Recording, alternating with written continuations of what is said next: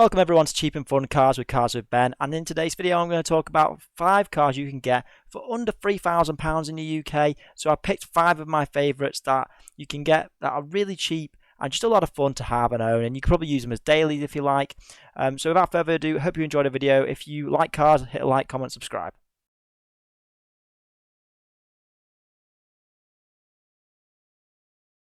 Kicking things off with the Mazda RX8, my first choice of the list, and it is a fun, affordable sports car that you can get for just under £3,000.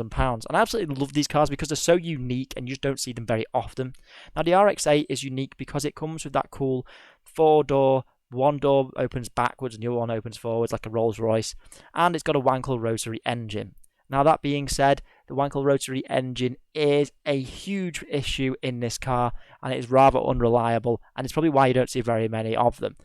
Now I do love these because they have a total of 200 horsepower with a lot of fun to be had, and the fact that it's just so different from anything else. Obviously you could get the more upgraded version, but it is a bit more expensive, and for under £3,000 it's definitely worth it. These sold in their numbers, and I believe it's just under 200,000 RX8s worldwide that Mazda sold. So it is quite a lot, considering they sold about 800,000 Camaris. These cars are quite unreliable, so they will cost a lot of maintenance. And coming in at number 2 is one of my favourite BMWs from the early 2000s. It's arguably probably one of the prettiest that came out in that era, and it is the BMW 330Ci, or the 330D. Some of them are 325s, but really it's this model I'm aiming at here, and I really like these cars because they are, for me, just pretty BMWs. I think they did a really good job, and it wasn't like you had to have the M3 at the time, and now there's such a stark difference.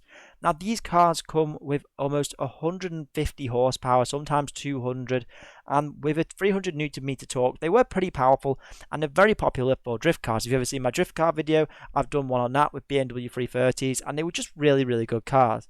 And I think that's why you still see a lot of them around today, is that they just lasted quite a long time. What I particularly like about this BMW is that there aren't really any issues. It was quite mechanically well renowned for its build, and it was really loved. And this is the BMW you could use as a daily again. You know, you can pick up some of these as shown here for just about £3,000 or less, but typically I would go for around the 3k mark because you're going to get a better mileage, model and spec. Although a lot of these, if you do look on Auto Trader, they have been used quite a lot with mileage, so they are very high at this point. But for a cheap run around that you need daily, I would say these are very good cars. Now do bear in mind the services such as maintenance and tax on BMWs aren't typically very good. Coming in for number 3 is a car I really wanted for quite some time, but I never bought, and it is the Lexus IS200. The Lexus IS200 was released just before the turn of the 2000, and it's a car that I've always really wanted because it's really been popular in the JDM scene, and sort of a car you don't see as often as maybe an MX-5 perhaps, or maybe an RX8. You just don't see IS200s quite the same. And I've always really liked them for what they are, the fact that they're 4-door, and they're quite luxury inside for what it was at the time. This came out similar to the BMW with 150 horsepower, and what's also great about these is that owners do note that they are very reliable for the era that they came out, even the early 2000 models.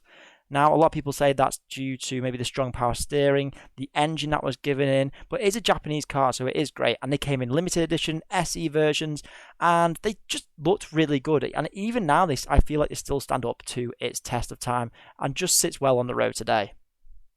At number 4, we have a car I'm actually really fond of, especially here in Europe. Moving on to more of the sort of European small cars. Again, another fun small car for under £3,000. That's right, you can buy one of these for as little as 2.5. Now, it's the Renault Twingo. Now, granted, this is the Gordini, so this is a more expensive model, but this sort of Twingo sport styling is the one I'm looking at here, and I really like these cars. Now, a lot of people don't have these as typical runners, and they're not as popular anymore with the Twingos, but they would be excellent for little daily runners, and it's a shame because they are excellent. The interior and quality of the car at the time was really well renowned, and it was reviewed on Top Gear for being a very popular little car. It came with a nice 130 horsepower, which is really plenty for a small car.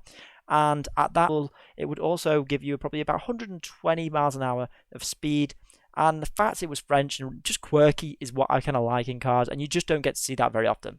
Now, a lot of Renaults are typically very unreliable, their parts just typically fall off, but the Twingo really held its own, and the styling was spot on in my opinion.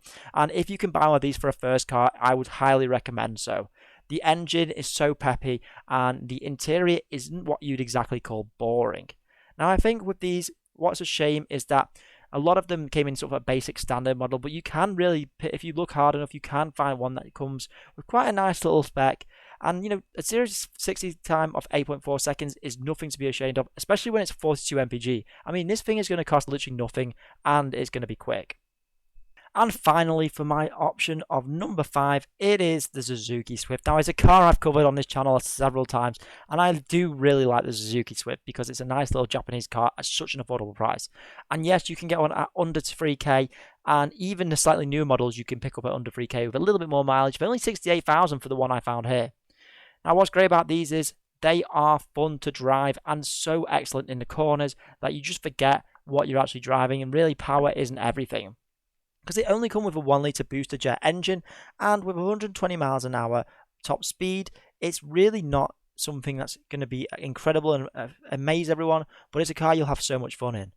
I really, really believe in these, and I think, again, it's another car that could be an excellent little daily, and for the most part, apart from the RX8, they really fit the bill for being a daily, and that's why I've included them in the category.